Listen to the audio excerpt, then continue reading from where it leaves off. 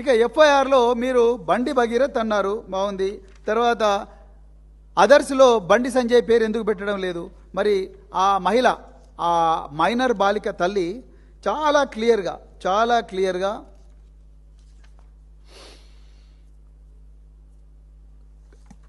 Paragraph number 14లో ఆమె చాలా క్లియర్గా బండి సంజయ్ గారి పేరు చెప్పింది. నేను చదువుతాను.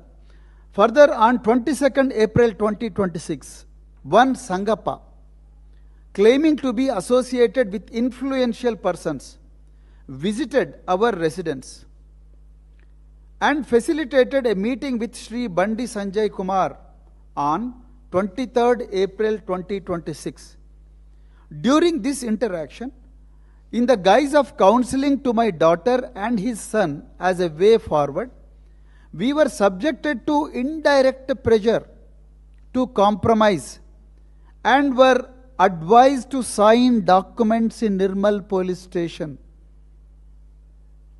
The statements made during the meeting caused serious fear, intimidation and apprehension, particularly considering the minor status of my daughter.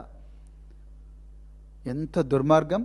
Item number 14లో చాలా క్లియర్గా కేంద్ర హోంశాఖ సహాయ మంత్రి గారి ఇంటికి సంగప్ప అనే ఒక అధికార ప్రతినిధి మమ్మల్ని తీసుకొని పోతే మా బిడ్డ ముందరనే మీరు మా బిడ్డ క్యారెక్టర్ మీద కామెంట్ చేయడమే కాకుండా, ఆమె నాతో చెప్పింది, దీంతో పాటు నాతో కూడా చెప్పింది, క్యారెక్టర్ మీద అభాండాలు వేయడమే కాకుండా, నేను బీజేపీ అధ్యక్షుడి నుంచి తొలగించబడ్డ తర్వాత నా కోసం 8 మంది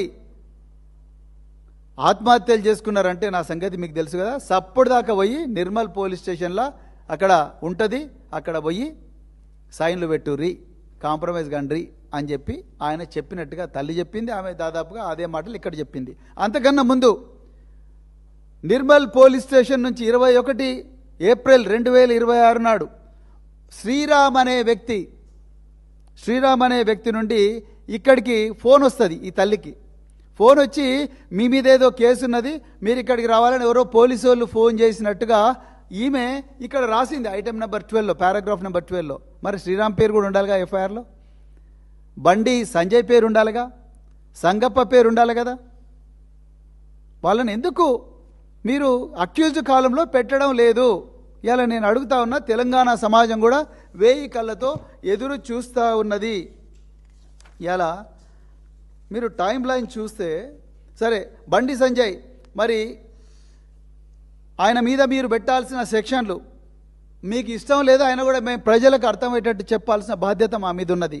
ఎందుకంటే బండి సంజయ్ గారు హిందూ ఏక్తా యాత్రలో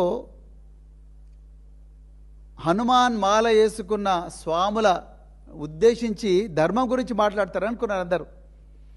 ఆయన పూర్తిగా కరీంనగర్లో డైరెక్ట్ డాగ్ పెట్టిండు, అందరికీ వార్నింగ్ ఇచ్చిండు. బిడ్డ, నా మీద నా కుటుంబం మీద కేసులు పెట్టిన వాళ్ళకు నేను ఆనాడు హనుమంతుడు ఎట్లయితే లంకను కాల్చిండో ఆ విధంగా నేను కూడా మిమ్మల్ని అందరినీ కూడా ఖతం చేస్తా అని చెప్పి ఆయన వార్నింగ్ ఇచ్చిండు, ఓపెన్ వార్నింగ్. మరి ఆ సభకు పర్మిషన్ ఇచ్చిన రేవంత్ రెడ్డికే తెలవాలి. ఓకే, సో బండి సంజయ్ గారు ఆయన చేసిన నేరం ఏంది? 351 క్లాస్ 2 బిఎన్ఎస్ ప్రకారము ఆయన క్రిమినల్ ఇంటిమిడేషన్ కేసు బుక్ చేయాలి ఆయన మీద. అదేవిధంగా 61 క్లాస్ 2 బిఎన్ఎస్ ప్రకారము క్రిమినల్ కాన్స్పిరసీ కేసు బుక్ చేయాలి. ఎందుకంటే ఆయన, సంగప్ప, ఇంకా మిగతా వ్యక్తులు, శ్రీరామ్ అనే వ్యక్తులు, వీళ్ళందరితో కలిసి కుట్ర పన్ని ఆ బిడ్డను వాళ్ళ తల్లిదండ్రులను బెదిరించినందుకు ఆయన మీద క్రిమినల్ కాన్స్పిరసీ బుక్ చేయాలి. అదేవిధంగా సెక్షన్ 3 క్లాస్ 5 కామన్ ఇంటెన్షన్. అదేవిధంగా అన్నిటికన్నా ముఖ్యంగా సెక్షన్ 238 బిఎన్ఎస్. ఎందుకోసం అంటే పోక్సో కేసులో 20 సంవత్సరాల శిక్ష పడబోతున్న నేరం రుజువైతే 20 సంవత్సరాల శిక్ష పడబోతున్న ఒక నిందితుడు అతన్ని 9 రోజులుగా కాపాడినట్లుగా అనుమానం ఉన్నది. కాబట్టి ఆయనే చెప్తున్నాడు, బండి సంజయ్ చెప్తున్నాడు, నాకు బెయిల్ కోసం వస్తుందని అనుకున్నా, కానీ బెయిల్ రాలేదు, మా లీగల్ టీము వద్దంటున్నా, ఇంకా మళ్ళీ బెయిల్ వచ్చే అవకాశం ఉంది, వద్దంటున్నా, ఇక నేనే సరెండర్ చేస్తున్నా నా కొడుకునని ఆయన్నే అంటున్నాడు. కాబట్టి బండి సంజయ్ గారే ఒప్పుకుంటున్నారు, ఈ నిందితుడు ఎక్కడ ఉన్నాడో నాకు తెలుసు కాబట్టి నేను ఆయనను పోలీసుల ముందర నేను సరెండర్ చేసిన అంటున్నాడు. మరి ఆయనకు సరెండర్ చేసిన అంటే ఆయనకు అవగాహన ఉన్నట్టే కదా మన కొడుకు ఎక్కడున్నాడు. మరి ఒక తీవ్రమైన నేరంలో ఆరోపణలు ఎదుర్కొంటున్న ఒక నిందితుడు రకరకాల పోలీసు బృందాలు ఢిల్లీలో, కరీంనగర్లో, ఇంకా ఎక్కడెక్కడో, మంచిరేవులలో, కొంతసేపు రేవంత్ రెడ్డి మాటలు నమ్ముదాం ఒక్క నిమిషం. మంచిరేవులలో టెక్నో పార్క్ దగ్గర రాత్రింబవళ్ళు పహారా కాసి నహకాబందీలు నిర్వహిస్తున్న పోలీసులు నిర్వహిస్తుంటే కేంద్ర హోంశాఖ సహాయ మంత్రి, లక్షలాది సాయుధ దళాలకు బాసైన సహాయ మంత్రి ఒక్క నిందితుడిని చట్టం నుంచి దాచిపెడితే అది నేరం కాదా?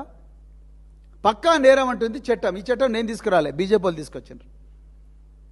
బిఎన్ఎస్ భారతీయ న్యాయ సంహిత అనే చట్టం తీసుకొచ్చింది బీజేపీ వాళ్ళు. ఆ బీజేపీ వాళ్ళు తీసుకొచ్చిన చట్టంలోనే సెక్షన్ 238 238 ప్రకారం 100% బండి సంజయ్ గారు నేరస్తులు అవుతారు. మరి ఎందుకు ఆయన పేరు పెట్టడం లేదు?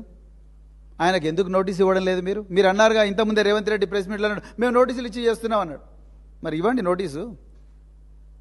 మీరు ఆ రోజు చేయని నేరానికి కేటీఆర్ గారి బావమరిది అని చెప్పేసి వాళ్ళు ఏదో పండగ చేసుకుంటుంటే డ్రగ్స్ కేసు పెట్టి 100 మంది ఎక్సైజ్ పోలీసులను వాళ్ళ ఇంటికి పంపించి గందరగోళం చేసి చివరికి కొండను దొబ్బి ఎలకను పట్టిండ్రు. ఏం లేదు ఆడ. ఏమని ఉంటే జరిగేది కదా. ఇక్కడ ఏమి ఎఫ్ఐఆర్ లేదు, ఏమీ లేదు. అక్కడ ఒక పైసా ఒక ఏమంటారు, ఒక గ్రామ్ కూడా డ్రగ్ దొరకలేదు. అన్ని అబద్ధాలు. మరి నిజంగా ఇక్కడైతే కుల్లం ఆయనే చెప్తున్నాడు, నేను దాచిపెట్టిన బంగి బాగుతున్నాను. దాని మీద మీరు అర్జెంటుగా సెక్షన్లు యాడ్ చేయాలి. బండి సంజయ్ గారికి నోటీస్ ఇవ్వాలి. ఇచ్చి ఆయన వాంగ్మూలం రికార్డ్ చేసి ఆయనను కూడా అరెస్ట్ చేయాలి.